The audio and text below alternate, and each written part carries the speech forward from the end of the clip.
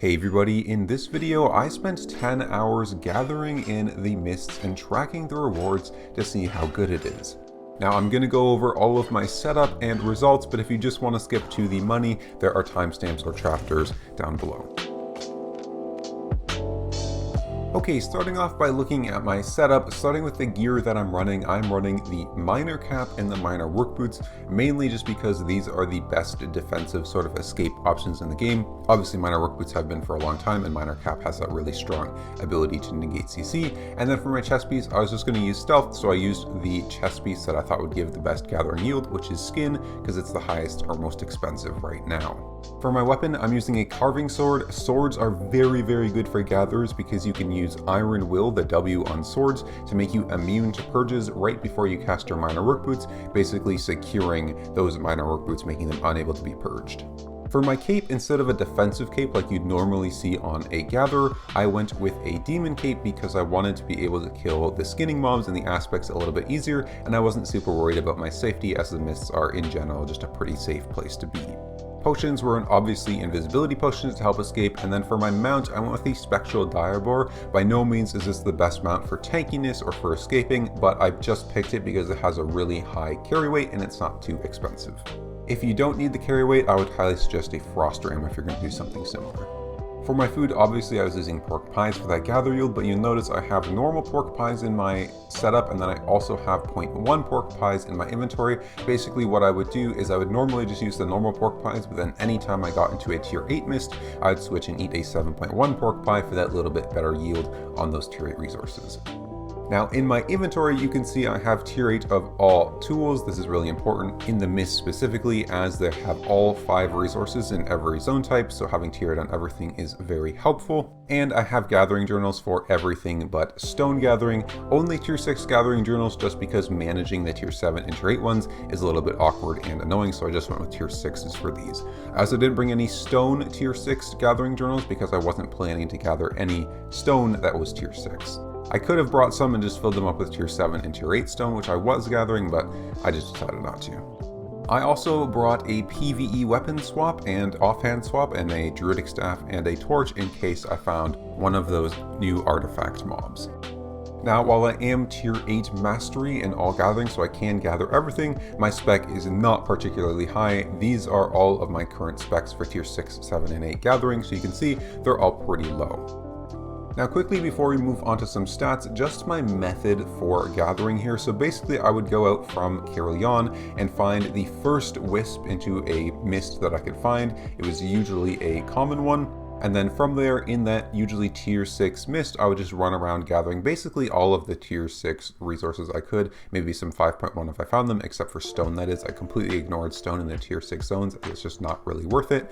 And then once the zone closed, or before, if I found a wisp, I would check every single uncommon or greater wisp that I see, so rare, epic, or legendary. And then if those led to a tier 7 zone, I would just start to gather in that tier 7 zone, or a tier 8 zone. I would start to gather in that tier 8 zone. I would keep gathering in those zones until they closed or the closing started, and then I'd spend those 5 minutes looking for another wisp of uncommon plus to chain that into another tier 7 or another tier 8 zone. This typically will give you better results than just bleeding the zones dry, spending the 5 minutes where it's closing, gathering out a zone, unless you have some particularly juicy resources to gather. One thing to note is when you're doing this sort of gathering in the mists, going from wisp to wisp, mist to mist, it is more beneficial for you to make your trips really long so you can chain as many tier 7s and 8s in a row as possible. I tried to make my trips at least an hour plus and make them long, and I also tried to end on a tier 6, so if I didn't find a tier 7 or tier 8 zone, that's where I'd sort of end the trip. Speaking of zones, moving on to zone distribution now, I went through a total of 46 different zones or different mists, which ended up being 18 tier 6 zones, 20 tier 7 zones, and 8 tier 8 zones. This means that I was more often gathering in a tier 7 or tier 8 zone compared to a tier 6 zone. Along with this, I tracked the wisps that I accessed to get to those zones. 17 of them were common wisps, 9 of them were uncommon, 7 were rare, 8 were epic, and 5 were legendary. Just to note, this is not like the distribution of wisps that I saw. Basically, these are just the ones that I entered to get into the zone. So basically what this says is that I saw 5 legendary wisps and I saw 8 epic wisps, but when you get to like the rares, I saw way more than 7, but a lot of the rares that I checked were only tier 6 zones, so I went just right back out and looked for another one. On average, I spent just over 13 minutes in each mist or each zone. This probably leads to around maybe a 10-11 minute average for actually playing in the zone gathering, and then like 2 to 3 minutes on average when the zone starts to close, searching for a new mist. Now, spending 10 hours in the mists, prioritizing finding those high tier rare zones, I was bound to come across some of the new artifact aspects. And in these 10 hours, I came across 3 of them. One was a spider that was basically as the zone was closing, so I couldn't really do anything about it. But I found 2 Fade Dragons, one tier 7 and one tier 8. The first one I found was tier 8, and I forgot my PvE swap, so I wasn't able to kill it. However, that doesn't matter because the mists were made for ratting, so I was able to just rat it and get its loot anyways. And then the tier 7 Fade Dragon, I had remembered my PvE swap, and I was able to kill it and loot it just fine. Moving on to look at the fame gained from these 10 hours of gathering in the mists. So the total gathering fame that I earned was 319,686 gathering fame, which comes out to around 32,000 fame per hour. In terms of what that actually really looks like in the 10 hours, these were the levels I started with and ended with, and you can see they really don't go up all too much. You can see that gathering is definitely a very big grind. This was 10 hours of Black Sun gathering, and I barely really received too many levels.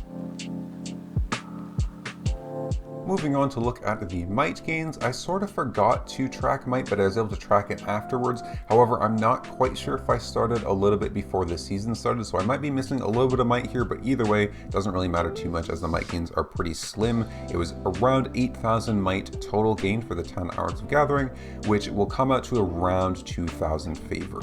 Again, might and favor gained from gathering is just sort of like a nice bonus side thing. It really is negligible in terms of might gains. That's literally like 1 power core worth of might. Last but not least, we have the money made from this trip. So I'm going to separate the money I made from the artifacts from the artifact mob drops and the money I made from gathering, as I sold the artifacts right away because they were going down in price. We'll get to those in a second. First, from the gathering, from the 10 hours, we received just about 12.8 million silver worth of gathering resources. If we break that down by resource type, fiber we made around 2.48 mil, ore was around 3.31 mil, skin was around 2.96 mil, wood was around 1.96 mil, and stone was around 1.46 mil. From the miscellaneous stuff, which is basically just 3 tomes of insight and then 1 gathering tome, it was 642k. 2 interesting notes that I think we can take from this. One is the importance of gathering gear. The top 2 monies made were from ore and skin, which were the things that I had on my armor with that bonus yield. And then second, I only received 1 gathering tome in the 10 hours of gathering. These things are super rare, although that gathering tome is super expensive. So very rare and very expensive. Looking at the artifacts from mobs, the tier 8 ones sold for 2.9 and 1.2 mil, and then the tier 7 ones sold for 400k and 160k, coming in at a total of around 4.6 mil for those 4 artifacts. So looking at our total money per hour, if you just include from the gathering, it's around 1.28 mil per hour. That's how much I received. If you want to add in the artifacts as well, it'll be around 1.75 mil per hour. So really briefly, is mists gathering worth it? How good is this as an activity to do? I would say it's pretty good.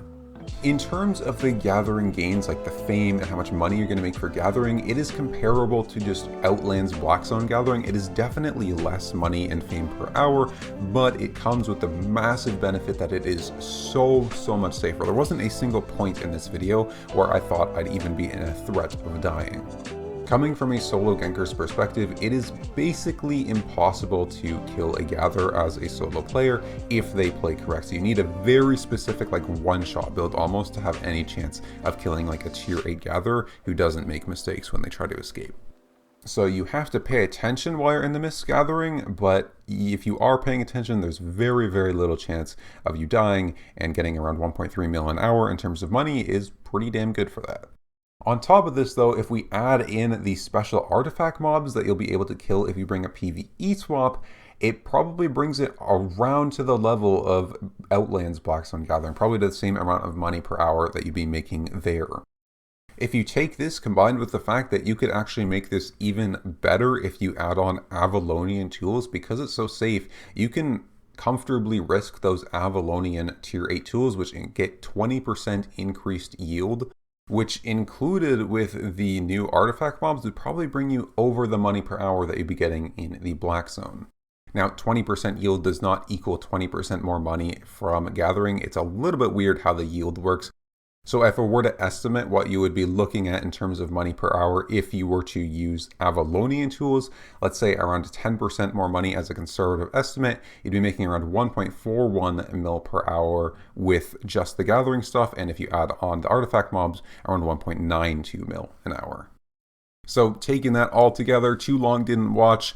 Mist Gathering is definitely really good. It's definitely not like the top tier gathering, you're not gonna make the most amount of money, but for the safety that it provides, if you're paying attention, it's really hard to die in the mists.